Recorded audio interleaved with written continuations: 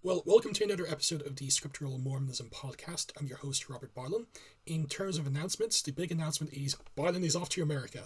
The feds have agreed to let me come into the US, so once I have the visa interview next month, 4th of November, and if that's okayed, I should be gracing the land of McDonald's and mega churches in the next few weeks. So keep me in your prayers, and hopefully I'll be celebrating Thanksgiving with some nice turkey with friends. So fingers crossed. And in terms of forthcoming episodes, on Monday I will be appearing on Stephen Murphy's channel, Mormonism with Murph, to discuss biblical texts and addressing whether or not one can actually see God, such as Exodus 33:20. So that would be fun. I'll be largely relying on just non-LDS biblical scholarship and other topics to make my case. So be on the outlook for that. Um, okay, so with those announcements, especially the major one we've all been waiting for, today we have a special guest. He is the author of a book published by the non-LDS publisher Whip and Stock. Try saying that three times fast.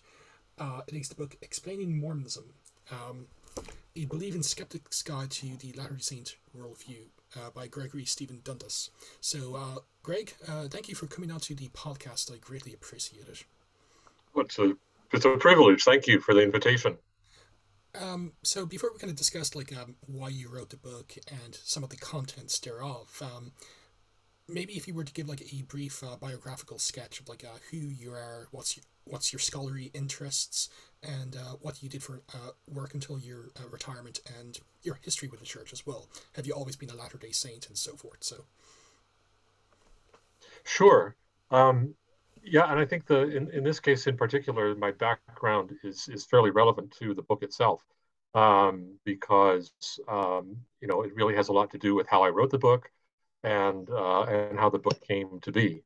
So I'm originally from San Diego, California. I was born into a non-member family, non-LDS family. Coincidentally, my dad was actually from Utah. He was born in Utah, but it was not an LDS family, and he moved to California when he was about 5 years old. But the family that I grew up in was not religious. We say we had a very moral upbringing, and my mother especially, had this very kind of strict sense of morality. But it was not based on religion. It was strictly based on her idea of pragmatism, I guess. You're a good person because that's what works, and that's what's proven to work over thousands of years of history. Um, and But she was quite convinced that there was not a God. I mean, not that there was not a God, but that God, we couldn't know for sure if there was a God.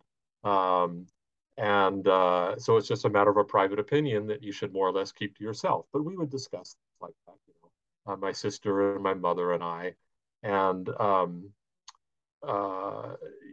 about it was about the time when I started high school, about 15, when I started thinking to myself, is there anything to this religion business out there? I just didn't know what to make of it, and I didn't really, think that there was a God or that there wasn't a God. I was just a non-believer, I guess. I didn't have really an opinion one way or the other. Um, and I was having lunch, I remember, with a couple of friends of mine who were Baptists at the time, and we would talk about these kinds of issues, and they wanted me to come to their church, so I did. I went to a Baptist church a couple of times, and then I had another friend who was a Methodist, so I went to her church a couple of times, and then I had some LDS friends, and I was convinced, not convinced, but I had this feeling in the back of my mind that there was something different about the Mormons, that it was something that I wanted to look into, but I really wanted to have something to compare it to. So I wanted to go to these other churches first, and I started reading the New Testament on my own. I did it at night when nobody could see me, um, and but I had the book. I had the New Testament on our family little bookshelf. We had the New Testament and we had the Book of Mormon right next door to it. And so I started reading the New Testament, and it was interesting, but I didn't really know what to make of it.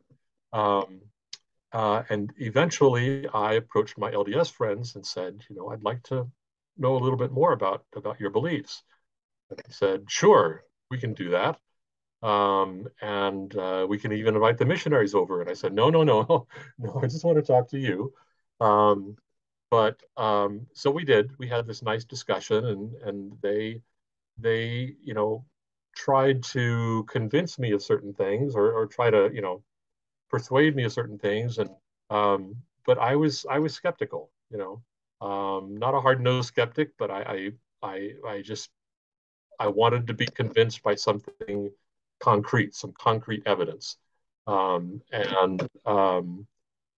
they would say things like, well, if God communicated to mankind um, in the past, in ancient times, why wouldn't he do so today? I'd say, uh, of course he would, but I don't know that he ever communicated to anyone. Um, so, I had to be convinced, first of all, that, for example, that the Bible was really the Word of God rather than just another book. Um, and that was one of the things when I finally did start meeting with the missionaries. That was one of the things that really struck me, is that they said, you when you read the Book of Mormon or the Bible, but particularly the Book of Mormon, we don't expect you to take our word for it, right? I remember actually reading a column of Billy Graham's in the newspaper at that time, and I had this question, how do I know that the Bible is the word of God? How do I know that? You know, and I remember reading this column of Billy Graham's, and in which he addressed that very question. And I thought, oh, here, finally, I'm going to get the answer. And he really didn't say anything. To me, it was he basically said, um, the Bible is the word of God because it says it is, and that wasn't a very good reason. um, so, as I say, I investigated the church. I was only 16 at the time, but I did like to pepper the missionaries with questions, kind of off the wall questions that they couldn't answer. Um, and they were after me to pray, for example, and I'd never prayed before.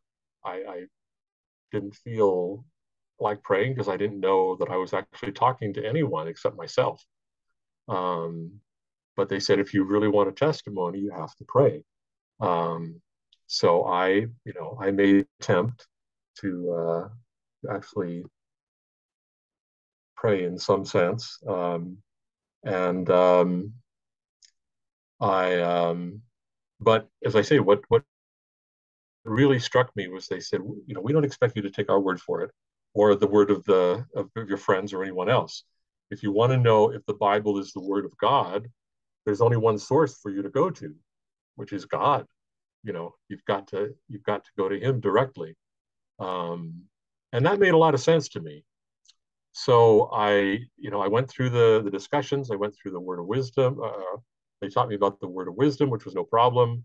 Um, uh, the thing that really caught my attention was the plan of salvation, um, and that's kind of a lot of the basis of this book is the importance of the plan of salvation in our theology, and especially in the way that we present ourselves to the rest of the world. Um, so I was baptized about a week before I started college, I believe, and then I went to college. I didn't have a major, but I went to college for a year. I went on a mission, and then I came back and I started studying economics with the intention of going to law school. And then I made this grand mistake of reading Hugh Nibley. I started reading Hugh Nibley, and in fact, I got so caught up in it. I was attending the institute, the LDS Institute at my college, and we had this nice library upstairs, and I would study up there. And they had this whole run of the old Improvement Era magazine, the predecessor to the Ensign.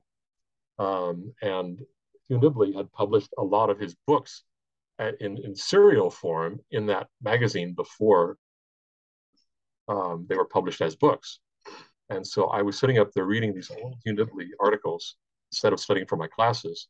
And but eventually I thought, this is pretty interesting stuff. And so I switched my major to history, took most of my history classes, but by which point I had come to the conclusion that what I really wanted to do was study history, and become a historian. And so, but one of the things that Nibley always stressed was languages. If you want to study history, you've got to learn the languages, the ancient languages and the other modern languages that scholarship is written in. And so I stayed, hung around the college for another couple of years to get a classics major as well, along with history. Um, and then I went to UCLA. I studied ancient history there, primarily Roman and Greek history, a little bit of Egypt, and some other stuff. Then I taught for a couple of years as an adjunct in the LA area. That's what they called a freeway flyer, which means you need to fly across the freeways to get from one class at one campus to another campus in time to teach your class. And that kind of wears you out after a while. But I didn't have that much luck on the academic job market. And so I ended up going to law school, which was the original plan. I went to the University of Michigan for 3 years, graduated from there, and then I worked at the Securities and Exchange Commission in Washington, D.C. for about 20 years. And that was a great job because although it was not the most exciting job in the world, it did allow me to work on these other interests of mine. Because unlike many, many law jobs out there, you have to work 60 or 70 or 80 hours a week, and you have no time for anything after that. So this job was pretty much a 40-hour-a-week job, and it allowed me to keep up on my languages, keep up on my reading, and I actually wrote this book while I was still working there before I retired. Okay, well, thanks for that. That's a very good background to your life and your studies. Out of curiosity, what languages do you know? Because loads of people who listen to this podcast are nerds, so I'm sure it'd be interesting, like what ancient languages you've studied, and what modern languages you've studied. A bit off topic, but just out of curiosity. Yeah, sure. The one thing I did not learn was Hebrew, which I have a smattering of Hebrew, but very, very little. It was mostly Greek and Latin. Um, and then, of course, French and German are the modern languages. So those were the four that were required for my degree. I did actually, my dissertation had to do with Roman Egypt, Egypt during the Roman Empire. So I did actually learn some hieroglyphics, Oh, cool. which was a lot of fun. It was very cool. And I've forgotten most of it. That's the one that I have not tried to keep up on. But that's kind of my linguistic background. And I'm sure some Monty Python fans are interested because you're a Roman historian. So what have the Romans ever done for us? But we won't answer that one today. So no, joking aside, I do appreciate that. So that's good. And I said like you are the author of this book, explaining Mormonism: A Believing Skeptic's Guide to the Latter-day Saint Worldview. So like on the show notes, I'll include links to the print edition, but also the Kindle edition. So this kind of brings us up to like, why did you write this book? Did you always want to write a book on Latter-day Saint related issues? What kind of spurred you on to one, write a book, but also seek a non-LDS publisher with stock to actually publish it?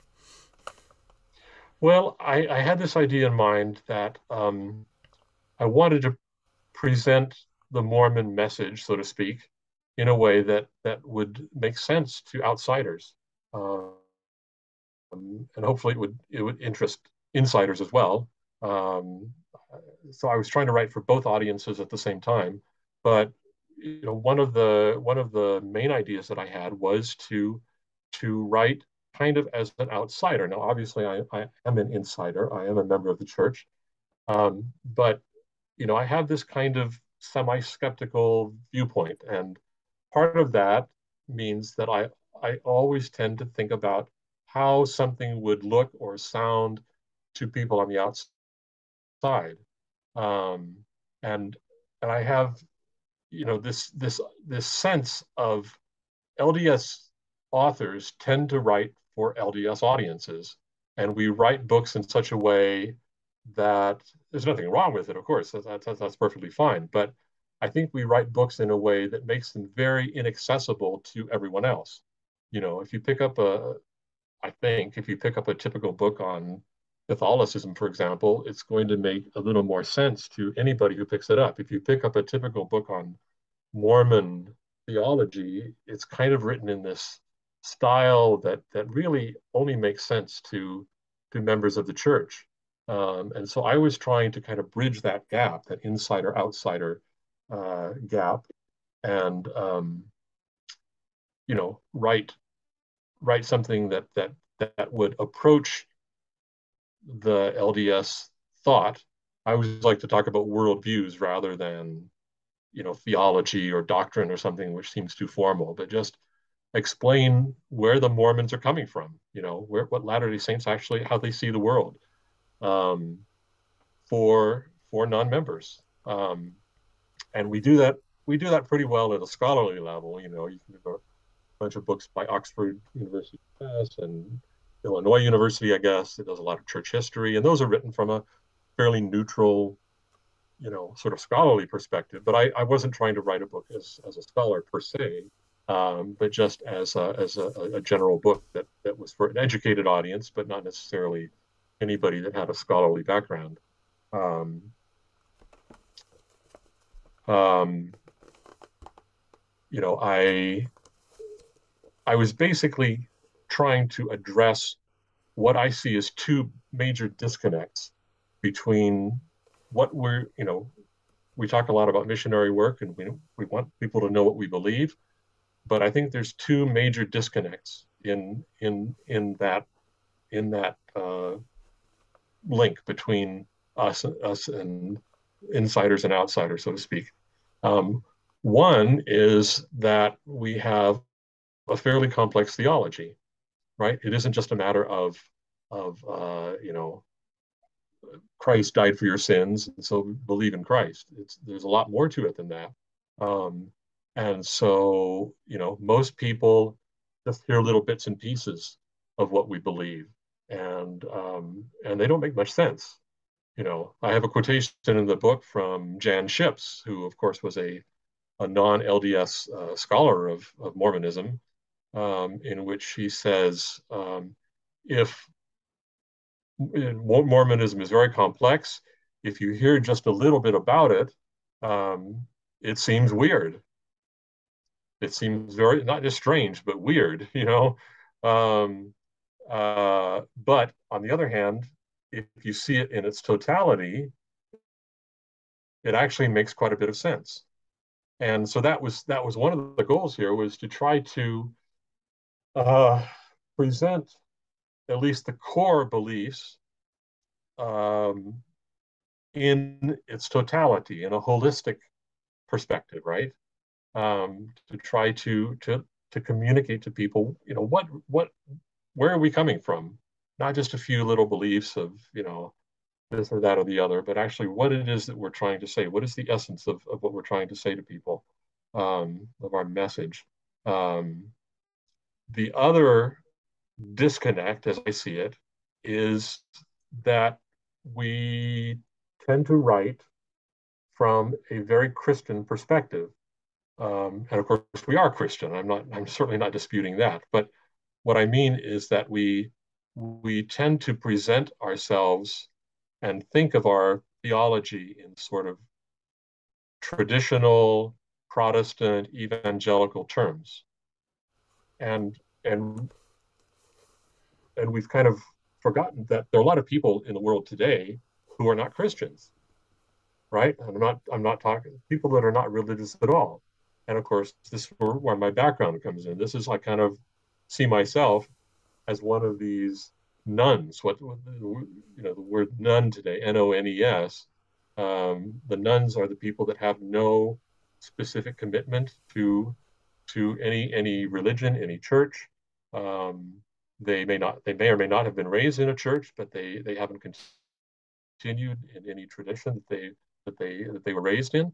Many of them call themselves spiritual but not religious. Um, and so they're aware, they're interested in spiritual things. They may believe that there's a spiritual reality of some sort out there, but they don't really, find that any of the traditional schools of thought, any of the Christian sects or even other religions are necessarily provide a clear, satisfying answer. Um, and so that was part of the audience that I was directing the book toward, are these nuns. According to surveys that I've seen, at least in the US, it's like 30% of the population now identifies as nuns. Um, you know, and so if we write books or even as reference to the missionary discussions, um, and we talk about things like priesthood authority or works versus grace or the Trinity, the Godhead, or scripture, the idea of closed canon versus open canon and things like that. I don't think those are concepts that people relate to unless they were raised and are in a serious way interested in the traditional evangelical Catholic to a lesser extent, but especially evangelical tradition. The need for the proper form of baptism. Not that those are unimportant concepts. I'm not saying that at all. Those are all very important. But as a way of communicating what we believe, I just don't think that they're things that are going to connect with people out. In 1830, a huge portion of the population was Christian, and most of them were, of course, Protestant. Um, um, not everybody was equally religious, but they were at least raised in that tradition. They knew something about the Bible. People today don't know about the Bible. They know very little. Um, and So that was part of the idea. And just to kind of solidify this point, I thought it might be useful to mention this book that I came across while I was writing my book. Um, and it's written by Robert Millett, who of course is a well-known LDS religion scholar. He's written tons of things. I don't think this book is as well known as some of his other stuff. It's called The Vision of Mormonism, um, which I like the title. And I'm not criticizing the book, by the way. I think it's a great book. But I just wanted to use this for a basis of comparison. Um, so the title is The Vision of Mormonism, Pressing the Boundaries of Christianity. And it's published by Paragon House, so it's a non-LDS publisher. And it's written as part of a kind of a series called Visions of Reality, a series on religions as worldviews, all of which I think is great. And some of the other volumes in the series are The Vision of Buddhism, The Vision of Islam, The Vision of Judaism, and then The Vision of Mormonism. So in other words, the book attempts to kind of present Mormonism as a world religion, as on a par with these other religions, to a worldwide audience, more or less, right? And it starts out really great. It starts out talking about eternal being. Chapter 1 is called Eternal Being. Chapter 2 is called A Purpose to It All. So these are important concepts that I think people can relate to in general. But then you get into chapter 3, for example, and the title of chapter 3 is Old Time Religion, which sounds very Protestantish, right? Chapter 4 is called A Wretch Like Me. Chapter 5 is Justified and Reborn. Chapter 7 is entitled 1 + 1 + 1 equals ? Which obviously has reference to the Trinity. Chapter 8 is Who Needs a Church? Who is a cult? By what authority? So my point is that even though this sort of starts out with some kind of broad-based religious questions, it really gets very quickly into this kind of evangelical mindset. Um, and that's what I was trying not to do. I certainly do talk about, some of these same concepts, but I've tried to present it from a much broader perspective, um, that is going to appeal to a wider audience, to a human audience, basically. So I focus on these kinds of human questions that I believe are more or less universal, um, to humanity. Things that people wonder about, the meaning of life, for example. Um, so that was kind of the gist of the book, of the origin of the book. Did you have much difficulty getting Whip and Stock or some other non-LDS publisher to agree to publish it? Because like usually like even like in some scholarly circles there might be like a knee-jerk reaction to publish anything on Mormonism. You know, not always, but sometimes there is. So like, was it difficult to get like a non-LDS venue to publish it? Well, um, as it actually turned out, it wasn't. I went to a couple of publishers that turned it down. And then, for various reasons, I kind of switched. I kind of gave up hope getting a non-LDS publisher, and so I went to the LDS publishers, um, and they all turned it down. um, and the for various reasons, but they all said it doesn't quite fit our parameters. Um, One of them said, "Well, this is a great book. We'd like to see it published, but it's not written for an LDS audience."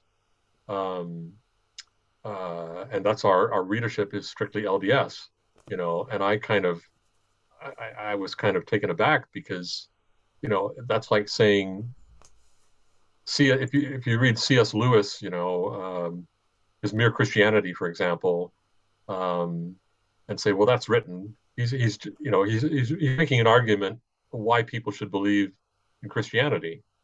It's like, well, so he's writing to a non-Christian audience, supposedly, and yet who actually reads Mere Christianity? You know, how much of his readership is non-Christian? I'd say maybe 1% or something. you know, it's a book that Christians read. And by the same token, I assume my book would be a book that LDS readers would read, but also, something that they could.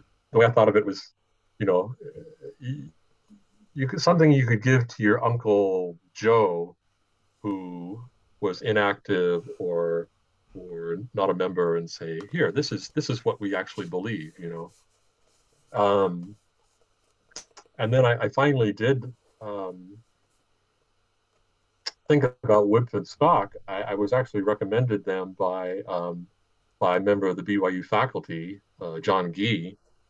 Just in passing, we were talking about it, and he said, "Have you tried them?" And I said, "No." So I tried them, and they responded immediately and said, "Yes, we'll take it." Um, so that worked out. That worked out very nicely.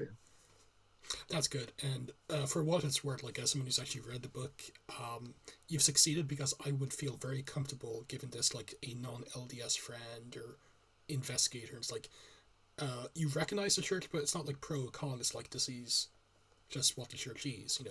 So for what it's worth, and also you received two nice endorsements on the back from Dan Peterson and a Daniel W. Graham, both from BYU. So I think any LDS you might come across the book and maybe be unsure, like, is this for or against? Once they say Dan, it's like, okay, it's good.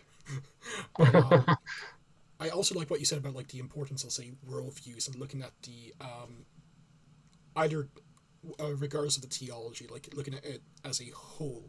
Because I said, like, if you were to look at any like religion, let's say Catholicism or Protestantism or even Mormonism, and you were just to like look at maybe one or two pints here and there, it might look weird. But there is like an internal logic behind all these worldviews and religious systems. Doesn't mean that they're right, but there is from a self-contained perspective, a logical outworking of some of these doctrines.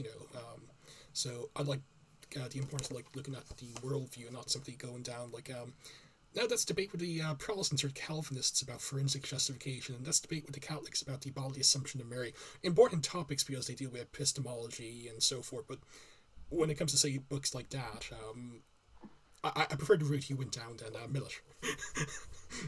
So Right. And that's one of my little frustrations is that when I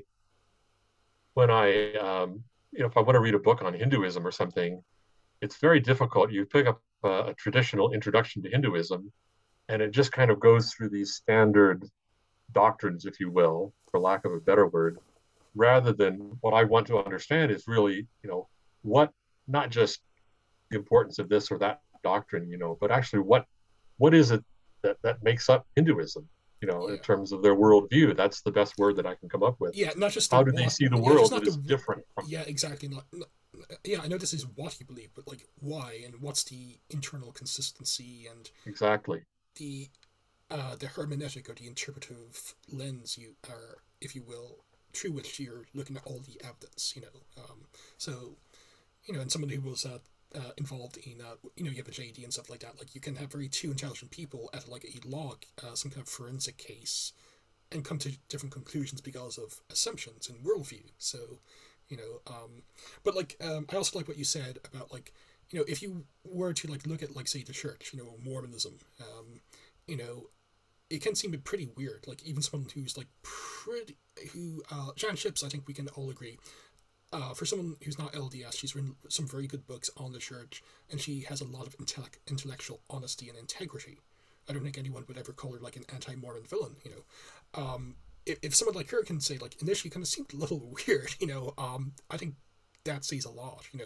I don't know about you, but sometimes I think like Latter Day Saints kind of do a very bad disservice when it comes to say how beautiful, but also how expansive her philosophy and her theology is, because maybe it's a knee-jerk reaction, like the professors were said to be corrupt in the first vision, and we don't want to be like hirelings, or professional clerics. So like, if you do theology, if you do philosophy, what's wrong with you? That's I studied theology, so I got that. One of my best friends got a master's in philosophy. He got that all throughout his university career. So I think that might be a factor as well. Like it's seen as tainted, if you will, to like delve deep into like say theology and philosophy in some circles, not all, but in some circles. Mhm. But I also like what you said, and on page 5 of your book, you quote Stephen Webb, who wrote a very good book, Mormon Christianity. A Catholic theologian declared himself astounded when he first began investigating LDS beliefs, which he described as intellectually audacious and like looking into a mirror that, upon closer inspection, turns into a maze. And an anthropologist, Hammenberg, described the Church and Mormonism as awesome in its magnitude and power and detail. And Jan Ships, Mormonism is a really complex theological system. All its parts fit together beautifully. But if you just look a little bit about one of them, or part of them, it seems weird, which you quoted. And that's on page 5 of your book. So, yeah, I mean, like, anyone who's actually read those scholars, if they can think that, like, how much more, like, should we actually have a better appreciation of our theology? And we'll be delving into, like, say, the plan of salvation.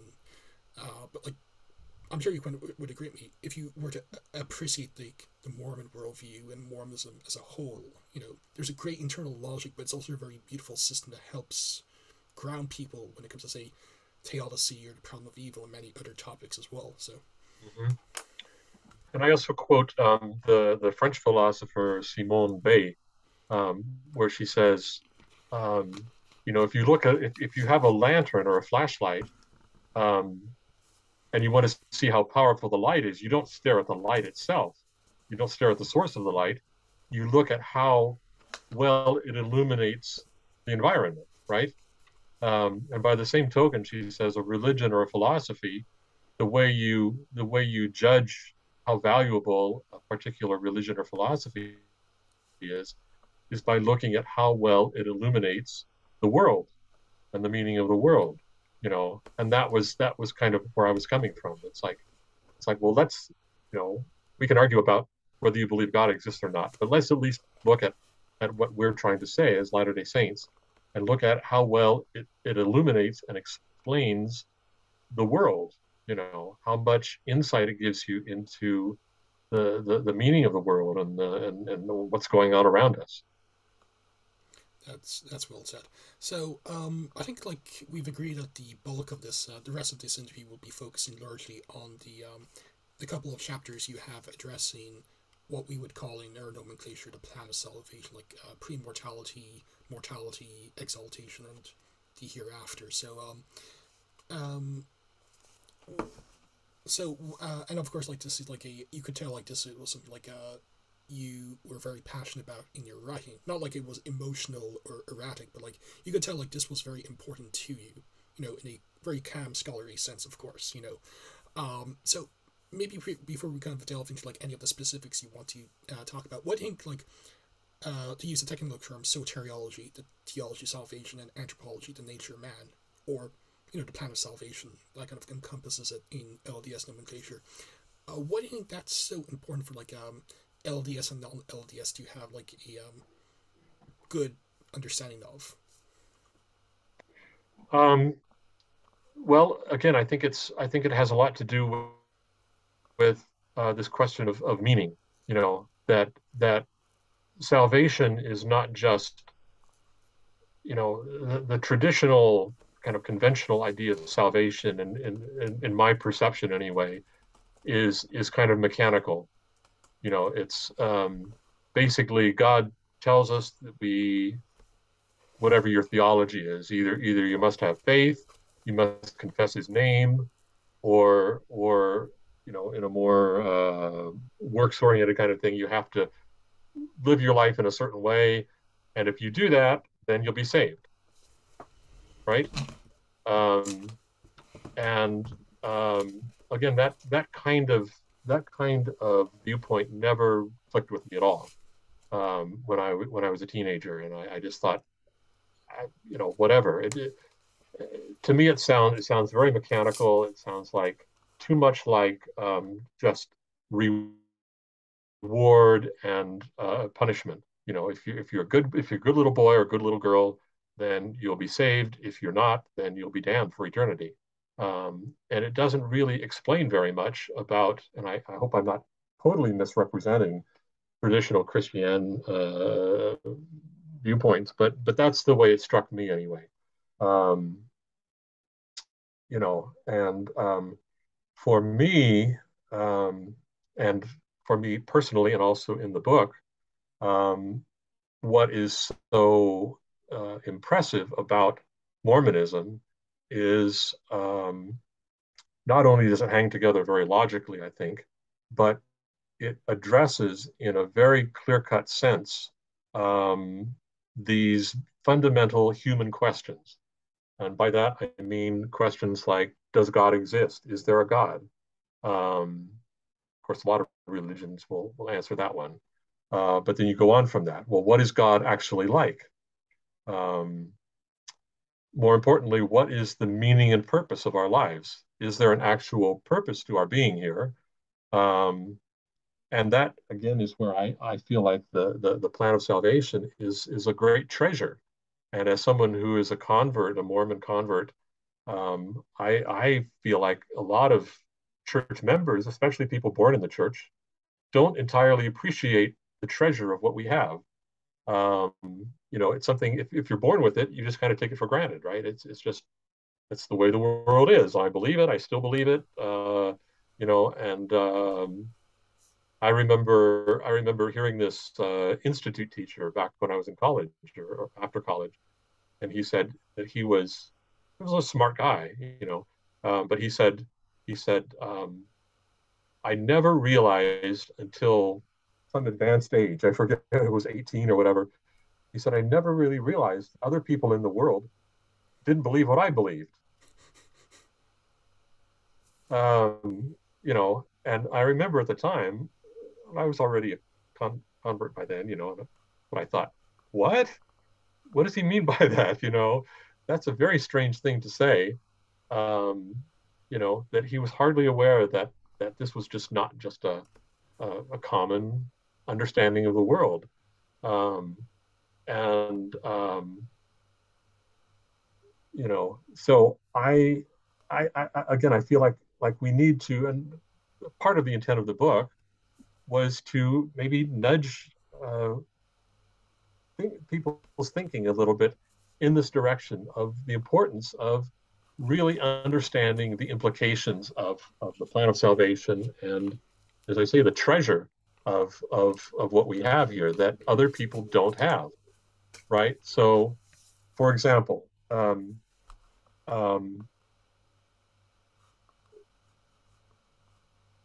you know, I mean, these questions. So I have a list of questions here in beginning of chapter 3. And Why is there something and rather this is, than by the way, nothing? for those listening who get the book, pages 46 and 47. So Okay. Um, why is there something rather than nothing? It's kind of the most fundamental question of all. Is there a God?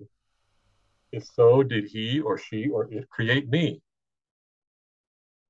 If so, why was I created? That is, what was God's plan or purpose in creating me? What is the nature of God? Why didn't I get a chance to agree to come into the world? What is the purpose of life? What should I be doing with my life? Why is there evil and suffering in my life? That's an important one. Why must I die? Is there an existence after death? If so, what is it like? How do I prepare for death? Will I be punished for the evil I did, or will I be rewarded for the good that I've done? These are, these are questions that everybody has. I don't know that they necessarily, sit in a darkened basement every evening meditating on the meaning of life necessarily, but I think, well, let me give you a concrete example uh, about the what I consider the the craving that people have just as human beings for a sense of meaning or purpose in their lives, right? So, and I mentioned this in the book. Um, I remember reading in my freshman psych textbook this little experiment that was done that in which they took prisoners, convicts, in a prison yard, and there was a pile of rocks in one side of the yard, and they said, "Okay, well, you need to take this pile of rocks and carry it to the other side of the prison yard."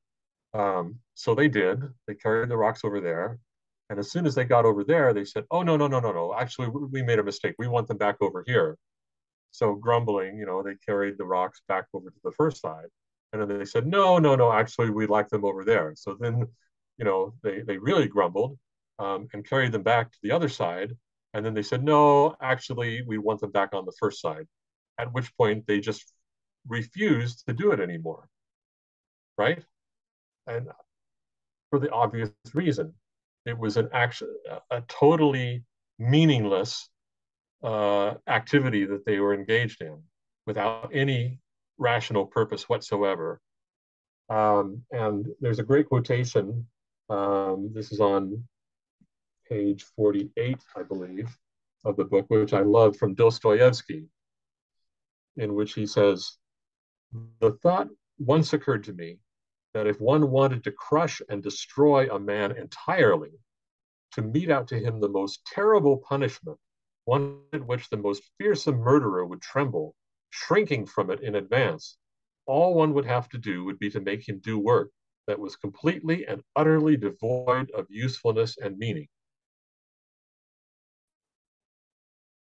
Right? That's the old myth of Sisyphus, the old Greek myth, where Sisyphus had to push this huge boulder up a mountain, and just before he gets to the top, the mountain or the boulder automatically rolls back down the mountain, and he has to start over again, push it all the